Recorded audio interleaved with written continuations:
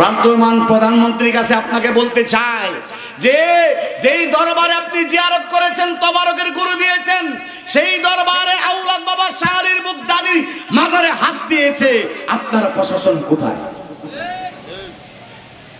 তারা বলে সেখানে নাকি গাঁজা কি জানি কইছে, বিভিন্ন ধরনের অসামাজিক কাজ, ওইগুলি নাকি তারা প্রতিহত করতে গেলে কি জনগণে করবে না প্রশাসনে করবে? প্রশাসন কি নাকে তেল দিয়ে ঘুমায়? তোমাকে কে লাগছে মনি? তোমার মনি লাগছে কেনা? তোমার মাদ্রাসা যে হরদম বলৎকার হইতেছে,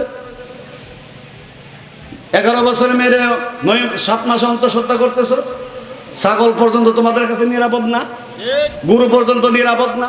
মুর্শিদপুর দরবার শরীফে ছাগল চুরি করেছে, গুরু চুরি করেছে, ছাগল চুরি করছে, গুরু চুরি করছে, ডিস্কি চুরি করছে, গণভবন থেকে বিভিন্ন জিনিস চুরি করছে। বন্ধুরা আমার, যাদের কাছে আল্লাহর ওলিদের, যাদের কাছে একজন শিশু বাচ্চা নিরাপদ নাই, যাদের কাছে মেয়ে নিরাপদ নাই, তারা দেশের কি করতে পারবে? তারা তো দেশের জন্য কিছু না। ভাইয়েরা বাবারা, আমি বলতেছিলাম, আমি আপনার সাথে কোনো সূত্র না, আপনি আমার সূত্র না, আমি আপনার সূত্র না, শুধু আমার নবীকে নিয়া, আমার নবীর সাথে যদি কেউ বিয়াদবি করে, হোক সে আমার বাবা, হোক সে আমার আপন ভাই, হোক সে আমার যে কোনো, হোক সে আমার মামা, হোক সে আমার রক্তের কেউ হোক, আমার নবী পাকের সাথে বিয়াদবি করলে ওই বিয়াদব কখনো আল্লাহ পাকের বন্ধু হতে পারে না, আমার নবীর উম্মত হতে পারে না। নবীর উম্মত হলে আমার নবীর শানকে, ইজ্জতকে, আমার নবীর সম্মান, ইজ্জত সর্বক্ষণ গাইতে হবে। এটা একজন উম্মতের কাজ। উম্মতের কাজ হলো নবীর শান গাওয়া, নবীর ইজ্জত করা, নবীর তাজিম করা, নবীর সম্মান করা। নবীর সাথে বিয়াদবি করবা, তোমার নামাজ নাই, তুমি নামাজ পড়েও জাহান্নামী বলে দলিল, আনতাহাবাত আমালুকুম, আল্লাহ গো তোমার সমস্ত আমল বরবাদ হয়ে যাবে, জাহান্নামের লাকড়ি হয়ে যাবে। আমিলাতুন নাসিবাতুন তাসলা নারান হামিয়া। আল্লাহ বলে তুমি আমল করছো, এক লোক আমল করে গেছে, আমি কেউ সাবাই টাবাদ লাগতো না, এর দয়া লাগতো না, আমারটা আমি দিয়ে, আমার আমল দিয়ে আমি জান্নাতে যাব না। জান্নাতে যাবা?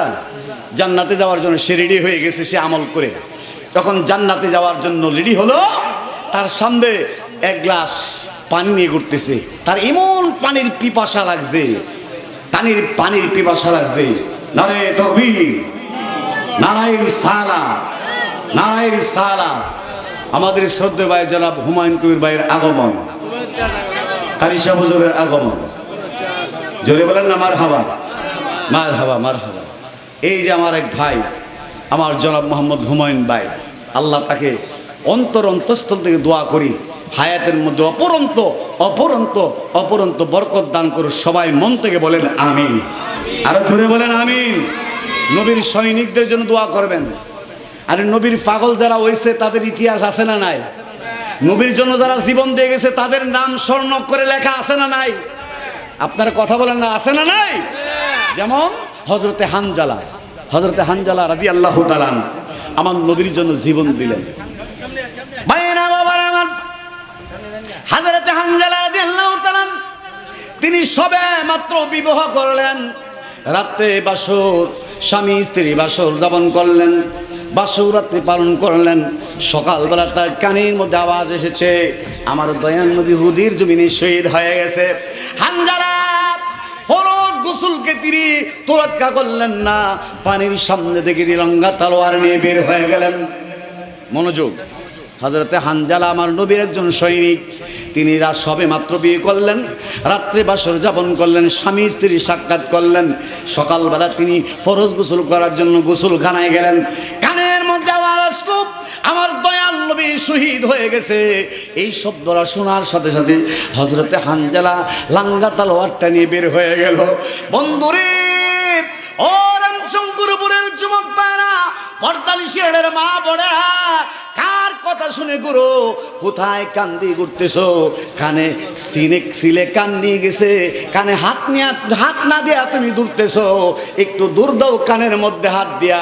হযরতে হানজালা দৌড় মারলেন ভাঙ্গা তলোয়ার নিয়া যুদ্ধের ময়দানে গিয়ে অসংখ্য কাফেরদেরকে কুচি কুচি করে ফেলে দিয়া তিনি নিজে শহীদ হয়ে গেলেন। হানজালার স্ত্রী আমার নবীর দরবারে চলে গেলেন, ইয়া রাসূলুল্লাহ, ইয়া হাবিবাল্লাহ, নবী গো, ও মায়ের নবী, দয়ার নবী, আমার স্বামী হানজালা কোথায়? আল্লাহর নবী বলে, হানজালা শহীদ হয়ে গেছে। আল্লাহর প্রিয় নবী বলেন, হে সাহাবায়ে কেরাম, আমার হানজালা কোথায়? দেখো আমার হানজালা কোথায়? করেন আল্লাহ আল্লাহ আল্লাহ, জোরে জোরে আল্লাহ আল্লাহ আল্লাহ আল্লাহ আল্লাহ আল্লাহ আল্লাহ আল্লাহ আল্লাহ আল্লাহ। মায়ের নবী, দয়াল নবী গো, আপনি আমার জীবনের জীবন।